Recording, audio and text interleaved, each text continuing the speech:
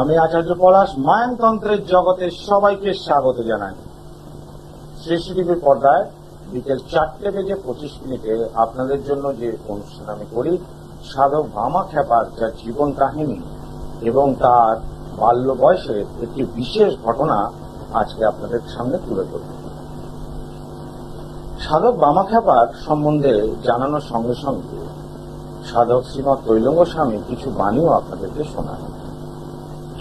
কারণ সাধকরা, ভারতবর্ষের সাধকদের মূল উদ্দেশ্য ছিল যে জগৎ সংসার তথা মানব জাতির কল্যাণে নিজের জীবনকে উৎসর্গ করা।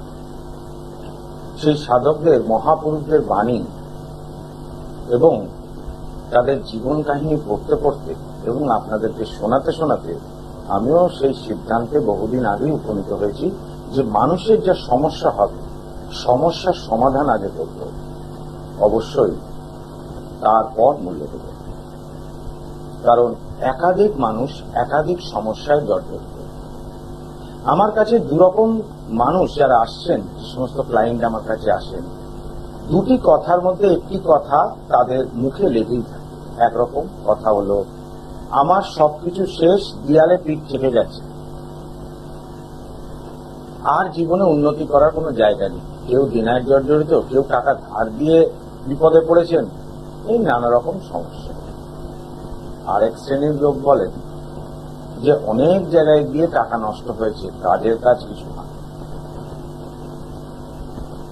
100% প্রত্যেকটা মানুষের সমস্যার সমাধান করাই আমার জীবনের মূল উদ্দেশ্য।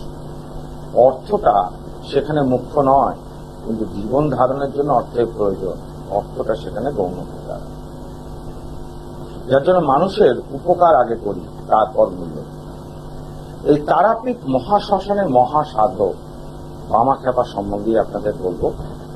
তো খ্যাপার মা রাজকুমারী দেবী যখন দেহত্যাগ করেন, সেই সময় খ্যাপার ভাই রামচন্দ্র তার আত্মীয় স্বজনকে নিয়ে মায়ের শবদেহ দাহ করার জন্য তারাপীঠের শ্মশানের উদ্দেশ্যে রওনা দেয়। এমন সময় নদীতে বান আসে এবং বজ্র বিদ্যুৎ সহ বৃষ্টিপাত শুরু হয়। এরকম অবস্থায় খ্যাপার ভাই রামচন্দ্র এবং আত্মীয়রা, তার আত্মীয় স্বজন এবং আশেপাশে প্রতিবেশীরা ঠিক করেন যে তারাপীঠ শ্মশানে না গিয়ে তার উল্টো দিকে, অর্থাৎ উল্টো পারে দ্বারকার পাশেই রাজকুমারী দেবীর দেহকে দাহ করা হবে। এবং অকস্মাৎ সেই সময় খ্যাপা দ্বারকায় স্নান করার জন্য নদীঘাটে নেমে এই দৃশ্য দেখতে পায় যে ভাই রামচন্দ্র এবং আত্মীয় স্বজন, এবং সে অনুমান করে নেয় যে তার মায়ের কিছু হয়েছে, কারণ সে শুনেছিল তার মায়ের শরীর ভালো নেই। সে দেখতে পায় এবং শুনতে পায় এপার থেকে যে তার মা দেহত্যাগ করেছে। এটা শোনার পর খ্যাপার মনে একটাই কথা আসে যে তারা, মা তারা, আমার মায়ের কি এই তারাপীঠে পুণ্য শ্মশানে দাহ হবে না? মায়ের কি পুণ্য লাভ হবে না অন্তিম সময়? এটা চিন্তা করতে করতেই জয় তারা বলে সেই খরস্রোতা দ্বারকা নদীতে ঝাঁপ দেন এবং সাঁতরে নদী পার হয়ে ভামা খ্যাপা নিজে মায়ের শবদেহকে নিজের পিঠে তুলে নেয়, আর একটি কাপড় দিয়ে নিজের শরীরের সাথে মায়ের দেহকে জোর করে কষ্টে পিষ্টে বেঁধে নেয়। বেঁধে পুনরায় আবার দ্বারকা নদীতে ঝাঁপ দিয়ে পারে আসে। অবশেষে তারা মায়ের কৃপায় তার মায়ের সেই তারাপীঠ পুণ্য শ্মশানে দাহ করা হয়।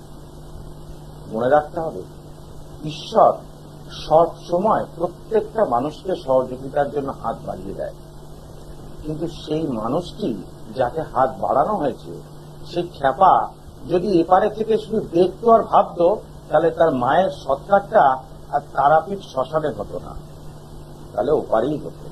তার খ্যাপাকে এগিয়ে আসতে হয়েছিল। সেই জন্য যে কোনো সমস্যা মেটানোর জন্য ঈশ্বর আপনাদের পাশে অবশ্যই থাকবেন, কিন্তু আপনাদেরকে এগিয়ে আসতে হবে, তবেই ঈশ্বর তার পূর্ণ ফল আপনাদের দেবে।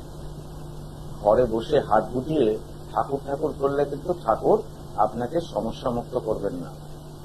সমস্যা মুক্তের জন্য ঠাকুর পথ দেখাবেন, এবং নির্বাচনের জন্য আপনাকে এগিয়ে আসতে হবে যে কে আপনার সমস্যা মেটাবে, কে হবে পথপ্রদর্শক। তো যাই হোক, যে স্থানে আমি ছিলাম, শ্রাদ্ধ দাহর পর অসুযান্ত্রের কাজ রামচন্দ্র খেপার ছোট ভাই সব নিয়ম মাফিক পালন করছে।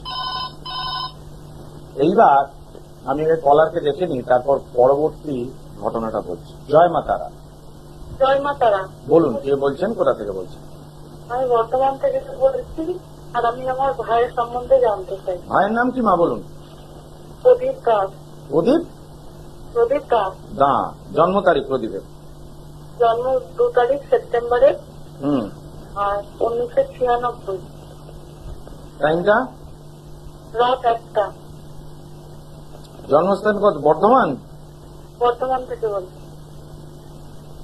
আপনার নাম কি? আমার নাম উমা। উমা? উমা উমা উমা কি? উমা দাস। উমা দাস।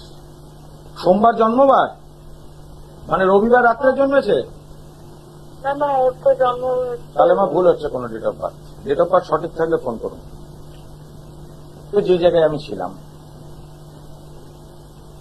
বামাচরণ এবার যে অসুযান্ত্রের সেই সময় শ্রাদ্ধের ঠিক 2 দিন আগে রামচন্দ্রকে ডেকে পাঠান। রামচন্দ্র দাদার কাছে উপস্থিত হওয়ার পর বামা খেপা বলেন খেপা তার ভাইকে, যে মায়ের শ্রাদ্ধের কাজ তো তুই করবি, তা কটা গ্রামবাসী নেমন্তন্ন করে খাইয়ে দে। এই কথা শোনার পর রামচন্দ্রের মাথায় আকাশ ভেঙে পড়ল। নিজেরই খাবার জোটে না, সে আর গ্রামের মানুষদের কি করে খাওয়াবে? মনে করলো দাদার এই পাগলামিতে চলতেই থাকে। কোনো কিছু দাদার উত্তরে, প্রশ্নের কথায় কোনো কিছু উত্তর না দিয়ে রামচন্দ্র চলে যায়। অবশেষে দেখা যায় একদিন আগে, শ্রাদ্ধের একদিন আগে, আটলা যেখানে তাদের বাড়ি রয়েছে, বামা খেপার যে এখন বাড়ি, তার পাশে একটা ছোট্ট 1 খণ্ড জমি তাদের ছিল, ধান চাষ হচ্ছে। একদিন আগে এসে বামা সেই জমিটা ঝাড় দিয়ে পরিষ্কার করে এবং রামচন্দ্রকে বলে যায় এখানেই খাওয়ানোর ব্যবস্থা হবে। শ্রাদ্ধের সমস্ত আয়োজন বামা খেপার যারা পরিচিত লোকেরা ছিল তারা ব্যবস্থা করে দেন, এবং তারাই আশ্বাস দেন কোনো চিন্তা রামচন্দ্র যেন না করে। কারণ বামা খেপা এতদিনে সেখানে খেপা নামে পরিচয় পেয়েছে, খেপা বাবা বলে ডেকেছে। একাধিক মানুষের সমস্যার সমাধান সে করেছে। তাই জন্য তারাপীঠ সহ আটলাতে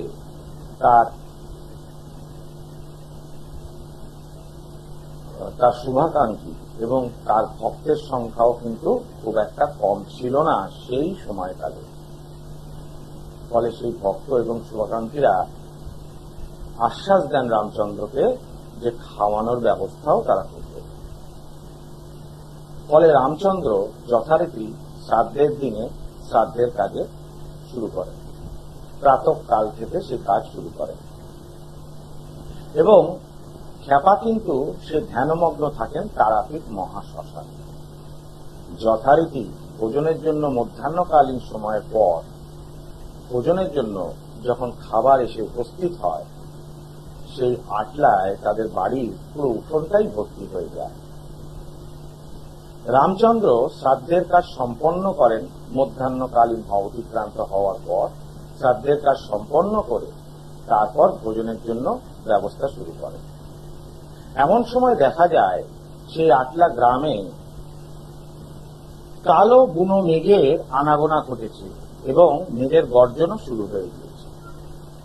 তার সঙ্গে সঙ্গে বোঝা যাচ্ছে যে বৃষ্টিপাতের শুরু হবে। বজ্র বিদ্যুৎ সহ বৃষ্টিপাতের সম্ভাবনা এবং ঝড়ের উৎপত্তি হয়েছে। এই ঝড়ের উৎপত্তি কিন্তু তারাপীঠ শ্মশানেও ছড়িয়ে পড়েছে। ফলে বামা সেই ধ্যানমগ্নতে ধ্যান তার ভঙ্গ। এটা দেখার পর বামাচরণ অতি দ্রুততার সাথে ছুটে সে আটলায় নিজের বাড়িতে উপস্থিত হন। বাড়িতে এসে তিনি যখন উপস্থিত হন, রামচন্দ্র তার নিজের দাদাকে দেখার পর মনে বল পেল। বলে, দাদা, এই ঝড় বৃষ্টির মধ্যে এতগুলো লোককে ভোজন কিভাবে করাবো? তখন বামাখ্যাপা সেই মায়ের যেখানে শ্রাদ্ধ হয়েছে সে আটলা আমি তার বাড়িতে জয় তারা বলে পুনরায় ধ্যানমগ্ন হল। কি অবিশ্বাস্য ঘটনা! ঠিক ওই আটলা গ্রামে যেখানে বামাখ্যাপার বাড়ি আর যেখানে ভোজনের আয়োজন করা হয়েছে সেইখানে কোনো দুর্যোগ নেই, কোনো বৃষ্টি নেই। বাকি সমগ্র তারাপীঠ এবং আটলা সহ আশেপাশের গ্রামে বজ্র বিদ্যুৎ সহ বৃষ্টিপাত হচ্ছে।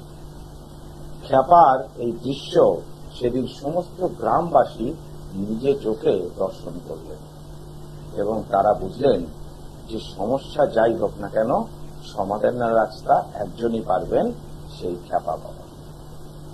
তার নাম তারপর থেকে দিক দিগন্তে ছড়িয়ে পড়ে এবং তারাপীঠ স্মৃতি তিনি নিজেকে রামচন্দ্রের প্রতি সমর্পণ করেছিলেন, সেই জন্য তার নাম চারিদিকে ছড়িয়ে পড়েছিল।